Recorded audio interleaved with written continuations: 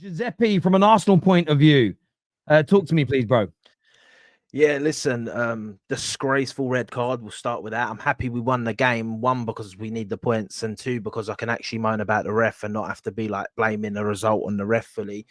But yeah, listen, I don't think there's a conspiracy against Arsenal, but I think that Arsenal can actually get enough evidence to ask to never have Michael Oliver ref another Arsenal game again. I generally believe there is enough evidence of this guy doing dodgy stuff to us for us to say we don't want this guy refereeing our games. It's the speed that he gets the red card out. It's unbelievable how quick he got that red card out. Like he just knew that it was like, I'm sorry, that's the sort of challenge that you give a yellow, in my opinion, and then you ask VAR, do they think it's a red card? Because I maybe the player overreacts on the floor. He's straight up 2 minutes later. Like he's straight up. He ain't known one needed to come on. It was just a joke. And the fact that then VAR doubled down on that, it was a second yellow. The Gomez one is a second yellow and not a straight red after what they done was disgraceful. But I think that kind of helps us out because I think that's a good way of us contesting the red card and saying, well, look at that in that game. Tell us the difference, please explain. But regardless of that, Kai Havertz, disgraceful misses, but once again, I don't blame him. I actually feel sorry for him because Arsenal should be protecting their players. Arsenal should have brought in a striker because they know he's a lack of confidence and the way Arsenal fans feel right now about our goal scoring, but he's got to be up there every game. And we haven't got no one to give him a break to make it to take him out the limelight for a game or something. We got no choices. If we brought in a striker, he wouldn't be like everyone's on him, but right now everyone, fans, everyone, you can see that he feels it on him, and rightly so when you're missing these chances. But the club's letting him down. The goal was brilliant by my brother, my Italian brother. I heard people on watch along saying, "I swear I'm going to lose my head if Calafiori comes on" and stuff like this. Listen, Calafiori is a baller. I rate him highly, and I think that was such a clutch moment from him, and it won us the game. I thought the team impressed me. I thought Declan Rice again. I'll be honest, I love Odegaard, but I do really think Declan Rice next season should become the Arsenal captain. I just think that he really brings the team. Like today, I watched the second half. He was everywhere. He was really. You could see that he took the red card personally, and he was like, "We got to win this game." But yeah, listen, I'm proud of the team today because when everything's going against you and you're not in a great time, you could sort of capitulate in these moments, but we didn't. The pressure was on, and we went and delivered. David Raya, shout out, couple brilliant saves. Yeah, Martinelli was poor. Martinelli, that defender just had Martinelli in his pocket. A lot of people crying about Arteta taking off Wanyeri. I think that was the right decision because I know like people saying, but he's just come back from injury. Like with 10 men, you need people running about the pitch. You need everyone to put that extra bit in. He's been injured, take him off. He would probably have only got 60, 65 minutes anyway. So that was the right decision. But listen, we go marching on next week. We've got Man City. So yeah, got to win again, but we got to keep the pressure on Liverpool because they've got a tough game next week against Bournemouth. So as long as we keep getting the points, home or away for Liverpool in that game? Away. Ooh, that's an. I mean, just Michael Oliver as well next week.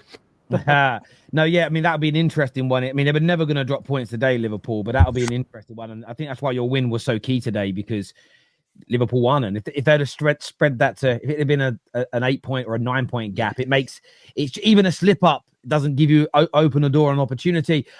Brandon, what did you make of today from an Arsenal perspective? Unfortunate, but fortunate at the same time, if that kind of makes sense. I mean, let's start with the red card for to begin with. You know me, I don't complain about referees. As Giuseppe just said, I echo everything that he just said. That was a disgrace.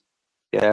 And while people can come on here and say that there's a conspiracy against Arsenal, I'll tell you what isn't a conspiracy in my mind right now. This is all done by design. And what I mean by that is, if you're the Premier League, you're the biggest league in the world that generates the most amount of money. If VAR was actually brought in for the purposes of getting decisions correct, why would you have the best available technology? And why would you not have the best available referees? Yeah.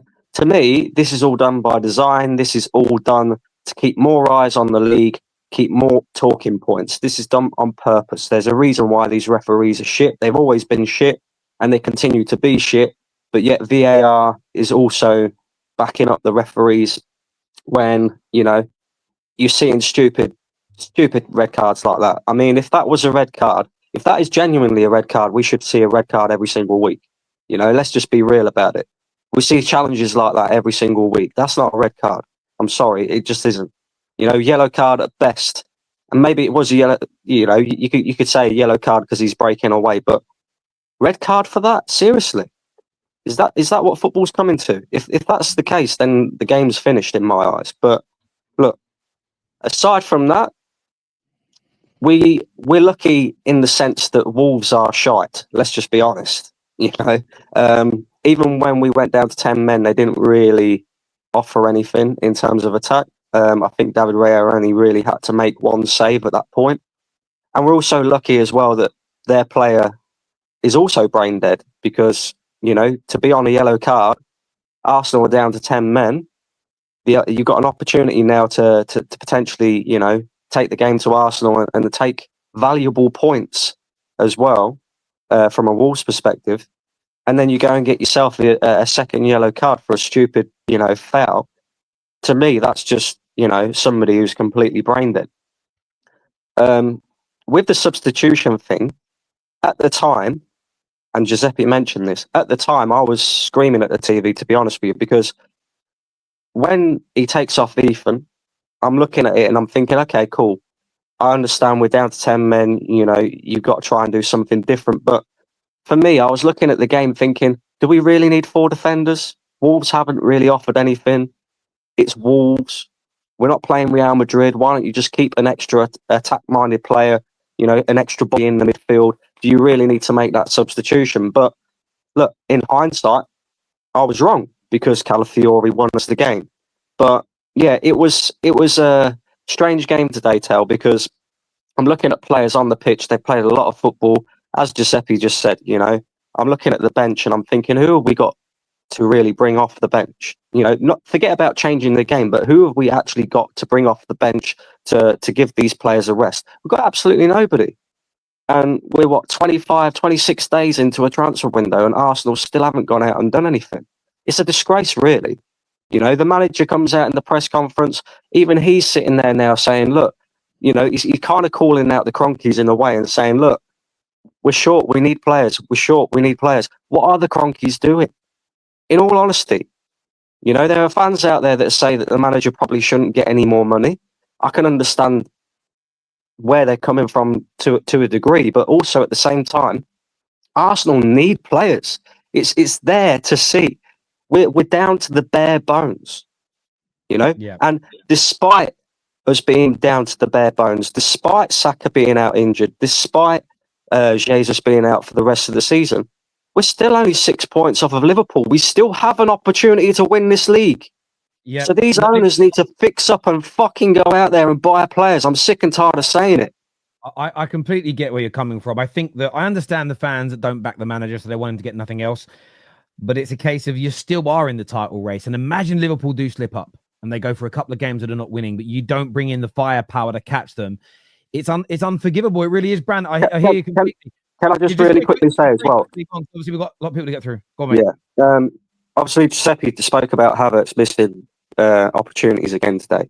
Look, again, I see where Giuseppe's coming from. I feel sorry for him as well, to a certain degree, because when players are missing opportunities and not performing at the level that they should be, then you have to have somebody there that can take them, as Giuseppe said, out of the limelight or away from the firing line. Arsenal don't have that.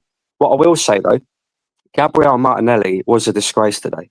Like, the fullback that he was up against has literally been in the league for about 3 weeks, and he got bullied by that fullback today.